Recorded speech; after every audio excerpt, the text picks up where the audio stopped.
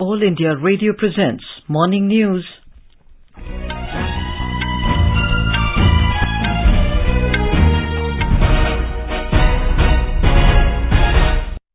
Good morning. I'm Anuja Kumar and with me is Prashant Kumar Sinha. The headlines. Cyclone Asani intensifies into severe cyclonic storm. Alert sounded in Andhra Pradesh, Odisha and West Bengal. Heavy rain likely to lash these states from tomorrow. Union Home Minister Amit Shah to launch several development projects in Assam today.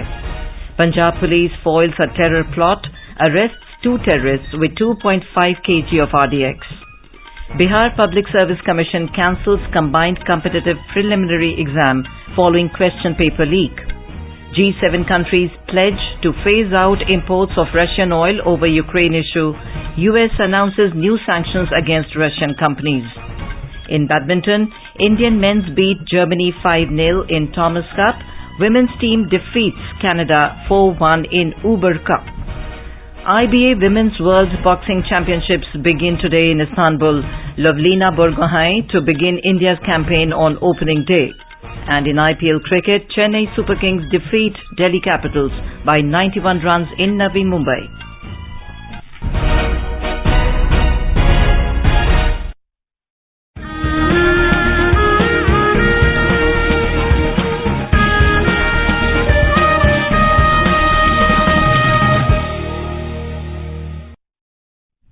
As our nation celebrates her 75th year of independence, a series of events are being organized by the government as a part of Azadi Ka Amrit Mahotsav. To commemorate the occasion, as a Janotsav, All India Radio News brings its listeners a special quiz on India's freedom movement and its glorious history. Coming to our 77th question of the Amrit Mahotsav quiz in English, name the freedom fighter from Meghalaya who led an uprising against the British in 1862. I repeat, name the freedom fighter from Meghalaya who led an uprising against the British in 1862. Listeners can send their responses to the question over WhatsApp on 882-654-6262. I repeat, 882-654-6262 or through email on amritmahotsavquiz@prasarbharati.gov.in. And now the news in detail. Cyclone Asani, formed over the southeast Bay of Bengal, has intensified into a severe cyclonic storm and moved in the direction of North Andhra Pradesh-Odisha coasts. Alert has been sounded in Andhra Pradesh, Odisha and West Bengal as these states are likely to experience heavy rains from tomorrow. India Meteorological Department has said that the cyclone is expected to get stronger but will not make a landfall either in Odisha or Andhra Pradesh. Odisha government said it has not lowered its guard even after getting information that the cyclone will not hit the state's coast. More from our Bhubaneswar correspondent. As per the forecast of the Indian Meteorological Department, the system is not likely to make any landfall either in Odisha or Andhra Pradesh. Yet, as a precautionary measure, the Odisha government has alerted all the coastal district administration to be ready with their local evacuation plans should the situation so warrant. It has also put rescue teams of NDRF, ODRAF and fire service on standby mode, particularly in view of the expected cyclone-induced rainfall ranging from heavy to very heavy at some places in the coastal areas from tomorrow. The system, now about 740 kilometers away from Puri in Odisha, is moving northwestward at a speed of about 21 kilometers per hour. Meanwhile, fishermen who were away into the Bay of Bengal have been called back ashore and have been cautioned against venturing into the rough sea for the next couple of days. Girish Chandra Das, AIR News, Bhubaneswar. In West Bengal, while Asani is unlikely to hit Kolkata, but the storm will bring heavy rains. Leaves of all Kolkata Municipal Corporation employees have been cancelled to deal with any emergency situation. The state administration is keeping cranes, electric saws and earth movers on standby to clear blockades caused by fallen trees and other debris. A control room will be operational during Asani's movement. Fishermen of Andhra coast are advised not to venture into sea from today. There will be squally wind on speed reaching 40 to 50 km per hour, gusting to 60 km per hour, likely along and off North Andhra Pradesh coast Gale wind speed reaching 105 to 115 km per hour, gusting to 125 km per hour, is likely to prevail over central parts of Bay of Bengal. Union Home Minister Amit Shah will visit South Salmada Mankachar district of Assam this morning. He will inspect the Indo-Bangla border at Sahapada, which is around 245 kilometers from Guwahati. Mr. Shah will also chair a meeting with BSF officials for border-related issues. The Union Home Minister arrived in Guwahati yesterday on a 3-day visit to Assam. Mr. Shah will lay the foundation stone for central workshop and stores of Central Armed Police Forces and the State Police in the northeastern states. He will also launch Khadi and Village Industries products at Kalcheni in Tamilpur district at around 2 p.m. The Home Minister will inaugurate the office building of Directorate of Census Operations at Amingaon in Kamrup district and will also virtually inaugurate the SSB buildings. Later in the day, Mr. Shah will inaugurate the 300-bedded super specialty unit of the Guwahati Medical College and Hospital and National Forensic Sciences University in Guwahati. Tomorrow, the Union Home Minister will confer the President's Color Medal to the Assam Police at a special parade in Guwahati and will interact with officers and jawans of the Assam Police. Mr. Shah will attend a public meeting as chief guest in Guwahati to commemorate the first anniversary of the BJP-led government in the state. Punjab police has foiled a terror attack and arrested 2 terrorists from a village in Taran Taran district. The police recovered an improvised explosive device, IED, equipped with RDX packed in a metallic box weighing over 2.5 kilograms from them. The IED was equipped with a timer, detonator, battery and shrapnel. The 2 arrested have been identified as Baljinder Singh, alias Bindu, and Jagdar Singh, alias Jagga. Both are from Amritsar. The police have also recovered a motorcycle and 2 mobile phones from their possession. Bindu worked at a private hospital in Ajnala, while Jagga worked as a labourer. The development came 3 days after 4 men were arrested by the Haryana police in Haryana's Karnal with 3 IEDs and 1 pistol. Bihar Public Service Commission BPSC has cancelled the 67th Combined Competitive Preliminary Examination conducted yesterday. The decision was taken by the Commission after the question paper went viral online. Taking cognizance of the BPSC paper leak, it has cancelled the exam. The Commission has ordered an inquiry into the leakage. New exam dates will be announced in due course of time. A report.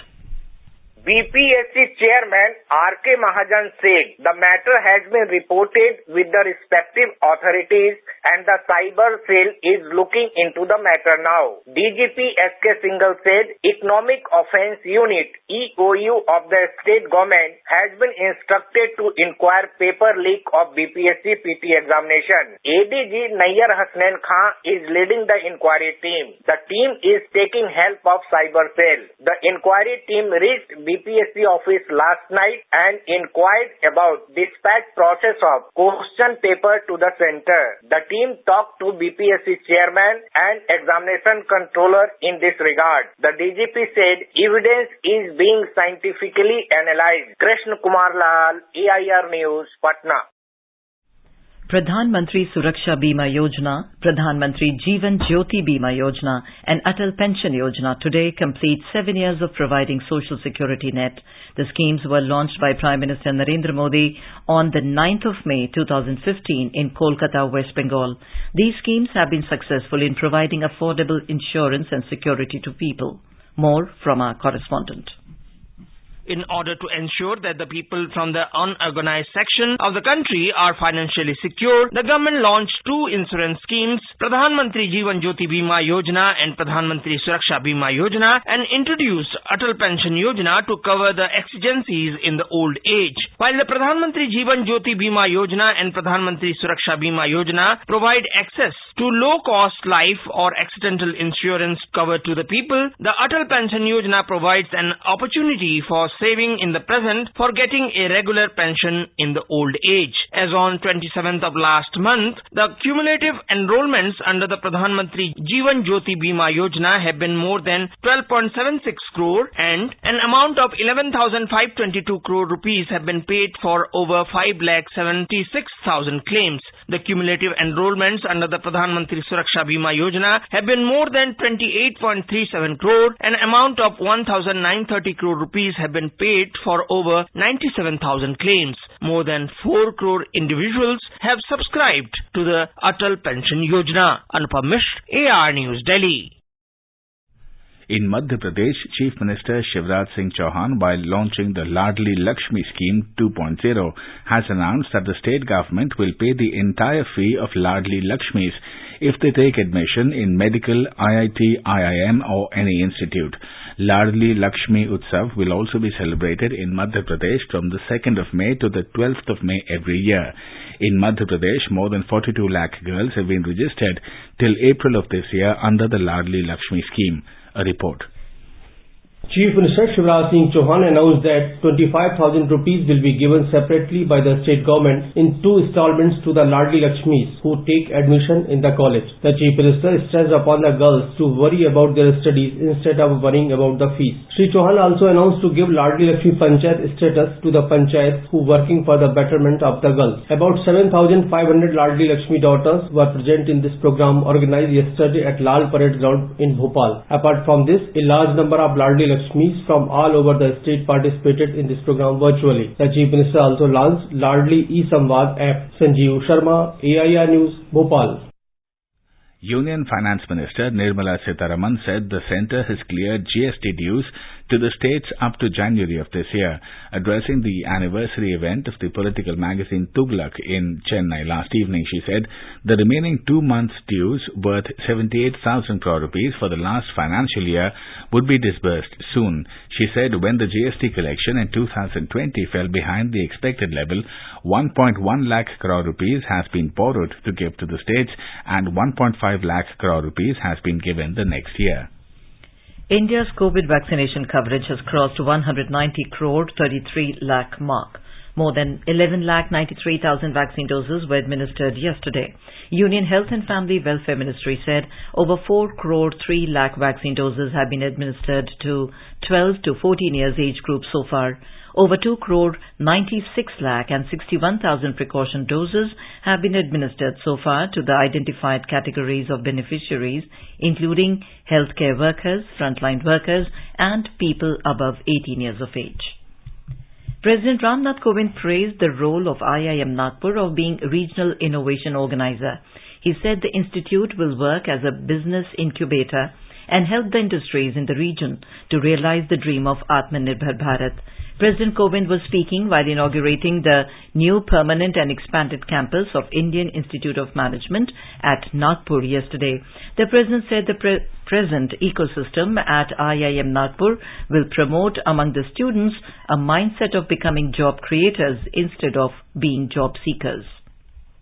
Both innovation and entrepreneurship have the ability to not just ease out our lives through technology, but can also provide employment opportunities to many people. I am sure that the ecosystem at IIM Nagpur will provide among the students the mindset of becoming job creators instead of being job seekers.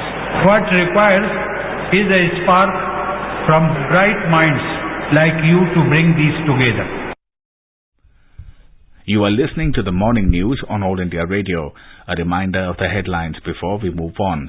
Cyclone Asani intensifies into severe cyclonic storm. Alert sounded in Andhra Pradesh, Odisha and West Bengal. Heavy rain likely to lash these states from tomorrow. Union Home Minister Amit Shah to launch several development projects in Assam today. Punjab police foil a terror plot, arrest 2 terrorists with 2.5 kilograms of RDX. Bihar Public Service Commission cancels combined competitive preliminary examination following question paper leak. G7 countries pledge to phase out imports of Russian oil over Ukraine issue. US announces new sanctions against Russian companies. In badminton, Indian men beat Germany 5-0 in Thomas Cup. women's team defeats Canada 4-1 in Uber Cup. IBA Women's World Boxing Championships begin today in Istanbul. Lovlina Borgohen to begin India's campaign on opening day. And in IPL cricket, Chennai Super Kings defeat Delhi Capitals by 91 runs in Navi Mumbai. For quick news updates round the clock, follow us on our Twitter handle @AIR News Alert. अपने business को बढ़ाने के लिए लीजिए आकाशवाणी का सहयोग और दीजिए उसे बुलंदियों के पंख। आपका बिजनेस लोकल है या राष्ट्रीय, आकाशवाणी देती है उपभोक्ताओं तक पहुंचने का हर विकल्प। और अब तो आप घर, दफ्तर या दुकान पर बैठे बैठे कर सकते हैं आकाशवाणी के किसी भी केंद्र के लिए विज्ञापनों की बुकिंग। आकाशवाणी के विभिन्न चैनलों पर विज्ञापन देना सुलभ और सस्ता। बुकिंग है तो संपर्क करें 8700014242 पर। 8700014242।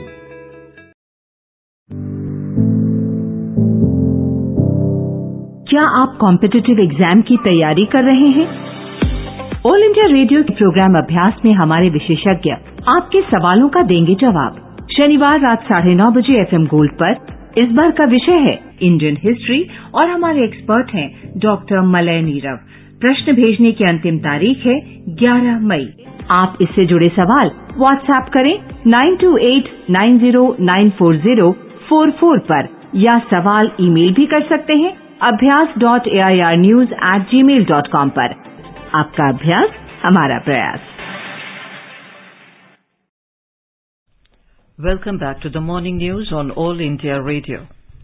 Group of 7 G7 countries have pledged to ban or phase out imports of Russian oil over Ukraine row. The announcement came as the G7 held its third meeting of the year yesterday via video conference with Ukrainian President Volodymyr Zelensky participating. The meeting was called to discuss the conflict, support for Ukraine, and additional measures against Moscow, including on energy. The joint statement from the G7, that is France, Canada, Germany, Italy, Japan, Britain, and the US, did not specify exactly what commitments each country will make to move away from Russian energy. The statement said they will ensure that they do so in a timely and orderly fashion and in ways that provide time for the world to secure alternative supplies. The G7 leaders also slammed President Vladimir Putin personally for his actions in Ukraine. The leaders commemorated the end of World War II in Europe, which happened on this day in 1945, following the surrender of the German forces to the Allied powers. Accusing Russia of violating the international rules-based order, particularly the UN Charter, the statement called on all partners to join their G7 support for the Ukrainian people and for refugees and to help Ukraine to rebuild its future. United States has announced a new round of sanctions against Russia targeting Moscow's media, financial institutions and other companies. According to a statement released by the White House, US will sanction 3 major Russian television stations and deny all Russian companies access to consulting and accounting services offered by American firms. The moves against joint stock company Channel One Russia, television station Russia One, and joint stock company NTV Broadcasting Company prohibit any US company from financing them through advertising or selling them equipment. In Ukraine, at least 60 people are feared to have been killed in the Russian bombing of a village school in the eastern region of Luhansk. Governor Serhiy Gaidai said Russian forces dropped a bomb on the school in Bilohorivka, where about 90 people were sheltering, causing a fire that engulfed the building. The report is yet to be verified by news agencies. And now let's listen to our special program Azadi Ka Safar, highlighting the importance of the day during the freedom struggle. आजादी का Amrit Mahotsav.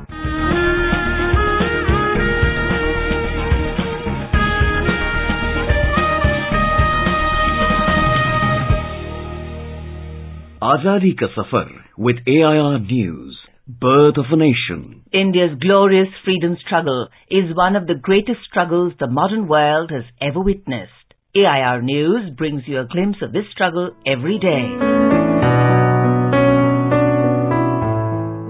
In today's episode, we remember eminent freedom fighter Gopal Krishna Gokhale, who was born on the 9th of May 1866. A moderate political leader and a social reformer, Gokhale was a senior leader of the Indian National Congress and the founder of the Servants of India Society.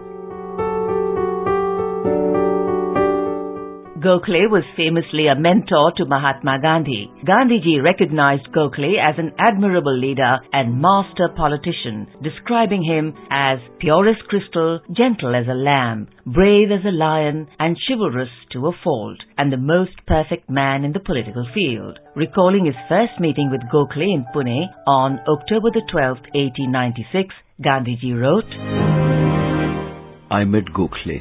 I found him on the Ferguson College grounds. Gopal Krishna Gokhale gave me an affectionate welcome, and his manner immediately won my heart.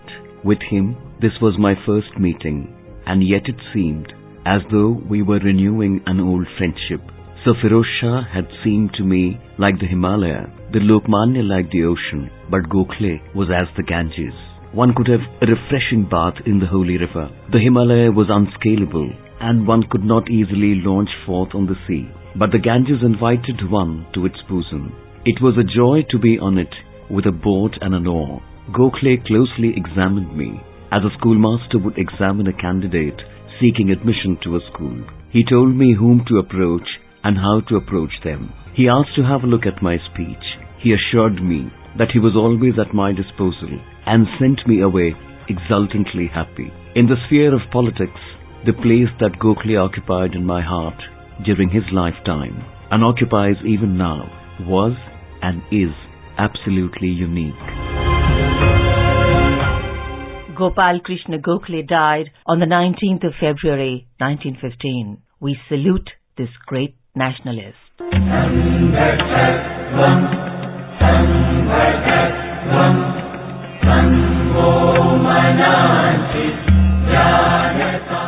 We also remember activist for Indians in South Africa, Bhavani Dayal Sannyasi, who died on the 9th of May, 1950. He was the editor of various India-related newsletters such as The Pravasi, and collaborated with Mahatma Gandhi and represented the South African Indians at the Indian National Congress. He was also active in the Arya Samaj. Bhavani Dayal came from a family that had moved from Ara district, Bihar, as indentured labourers to South Africa. His parents, Babu Jairam Singh and Mohini Devi, became free citizens in 1884 and settled in Johannesburg, where Dayal was born. Dayal joined Gandhiji in the passive resistance movement of 1913. In 1919, he represented the South African Indians at the Amritsar session of the Indian National Congress. Dayal founded a journal called Hindi and protested a British plan in 1921 to repatriate Indians to British Guyana. Dayal founded a Pravasi Bhavan in his home village at Bahuara, Bihar, with a library and school in 1926-27. In 1930, he took part in the Salt Satyagraha in India, and on March 29th, he was booked for seditious speeches, including those delivered by him in Fiji. In 1932, he went back to South Africa. Bhavani Dayal continued to work for the betterment of people till his death in 1950. We salute the great patriot.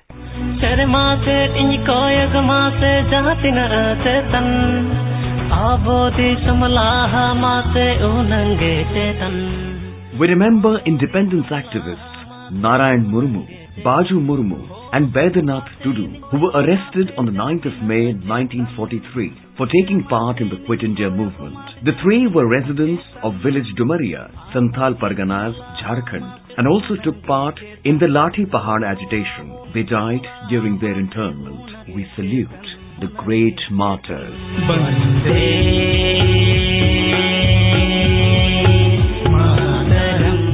And that brings us to the end of this episode of Azadi Ka Safar with AIR News.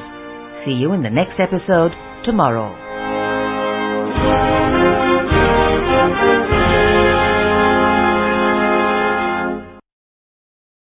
And now moving on to sports, Indian badminton teams began their Thomas and Uber Cup campaigns in emphatic fashion yesterday. While Indian men beat Germany 5-0 in the Thomas Cup, the women's team defeated Canada 4-1 in the Uber Cup. World Championships bronze medalist Lakshya Sen started the proceedings in the men's event with an easy 21-16, 21-13 win over world number 64 Max Wieskirchen. World number 11 Kidambi Srikanth then eked out a win over Kai Schaffer after a sluggish start to give India an unassailable 3-0 lead in the Group C tie. M.R. Arjun and Dhruv Kapila handed Byan Gees and Jan Colin Walker a 25-23, 21-15 defeat in the second men's double tie as India continued its dominant display. In the Uber Cup Group D match, double Olympic medalist PV Sindhu gave a flying start to India against Canada with a 21-17, 21-10 win over Michelle Lee in 33 minutes. Tokyo Olympics bronze medalist Lovlina Borgohain will kickstart India's campaign at IBA Women's World Boxing Championships in Istanbul today. The Indian pugilists were handed a mixed draw in the championships. Borgohain will be up against the former world champion Chen Yen-chin in her opening bout of 70 kg category. Two-time Asian champion Pooja Rani in 81 kg, Nandini and Nikhat Zareen in 52 kg have also been handed tough draws in the respective categories. International Shooting Sport Federation ISSF Junior World Cup will start today at Seoul in Germany. Ace shooters Manu Bhakar and Saurabh Chaudhary will lead the Indian contingent at the event. National Rifle Association of India has shortlisted as many as 51 shooters for the German World Cup, including shooters like Anish Bhanwala, Namya Kapoor, Vivan Kapoor, Uday Veer Sidhu, Vijay Veer Sidhu, Isha Singh and Rhythm Sangwan. In IPL cricket, Chennai Super Kings thrashed Delhi Capitals by a massive margin of 91 runs at the D.Y. Patil Stadium, Navi Mumbai last night. Put into bat first, Chennai posted a huge total of 208 runs for the loss of 6 wickets, riding on Devon Conway's quick knock of 87 and Ruturaj Gaikwad's 41 runs. For Delhi, Andrich Nortje took 3 wickets while Khalil Ahmed picked up 2. Today, Kolkata Knight Riders will face Mumbai Indians at the Dr. D.Y. Patil Sports Academy, Navi Mumbai at 7:30 p.m. And now let us take a look at the weather forecast for today. Srinagar will have mainly clear sky, becoming partly cloudy towards afternoon or evening. Temperature will hover between 12 and 29 degrees Celsius. Jammu is likely to have mainly clear sky. Leh will have mainly clear sky. Gilgit will also have mainly clear sky. Temperature will hover between 15 and 35 degrees Celsius. Muzaffarabad will have mainly clear sky. National capital Delhi will have mainly clear sky. Temperature will hover between 24 and 42 degrees. Mumbai will have mainly clear sky, becoming partly cloudy towards afternoon or evening. Chennai is likely to have generally cloudy sky with light rain. Kolkata will have partly cloudy sky with possibility of development of thunder lightning. And now an overview of today's newspapers. GST net on crypto may expand, could attract highest rate is a top front page headline in the Hindustan Times. The Economic Times reports on data from top companies showing a steady rise in contribution from online channels. The paper says e-commerce sales gallop despite big rebound in offline business. As G7 leaders hold online talks with Zelensky stressing on phasing out of Russian oil, the Hindu writes Russia bombs shelter, 60 dead. The Tribune cites an ICMR study which says 72% hypertensive, unaware of status, even as 28% of deaths due to COVID. Despite rise in cases, weekly COVID deaths at lowest in 26 months, notes the Times of India. And finally, the Indian Express mentions the passing away of the structural engineer known for several iconic buildings under the headline Mahendra Raj, man behind Hall of Nations in Pragati Maidan and Salar Jung Museum in Hyderabad, dies at 97. And now, before we end the bulletin, a reminder of today's question of the Amrit Mahotsav quiz. Name the freedom fighter from Meghalaya who led an uprising against the British in 1862. I repeat, name the freedom fighter from Meghalaya who led an uprising against the British in 1862. WhatsApp your response on 882-654-6262. Celebrate 75 years of India's independence by participating in Amrit Mahotsav quiz with AIR News. And now, before we end the bulletin, the headlines once again. Cyclone Asani intensifies into severe cyclonic storm. Alert sounded in Andhra Pradesh, Odisha and West Bengal. Heavy rain likely to lash these states from tomorrow. Union Home Minister Amit Shah to launch several development projects in Assam today. Punjab Police foils a terror plot, arrests 2 terrorists with 2.5 kg of RDX. Bihar Public Service Commission cancels combined competitive preliminary exam following question paper leak. G7 countries pledge to phase out imports of Russian oil over Ukraine issue. US announces new sanctions against Russian companies. In badminton, Indian men beat Germany 5-0 in Thomas Cup. Women's team defeats Canada 4-1 in Uber Cup. And in IPL cricket, Chennai Super Kings defeat Delhi Capitals. And with that, we end the morning news. Have a nice day.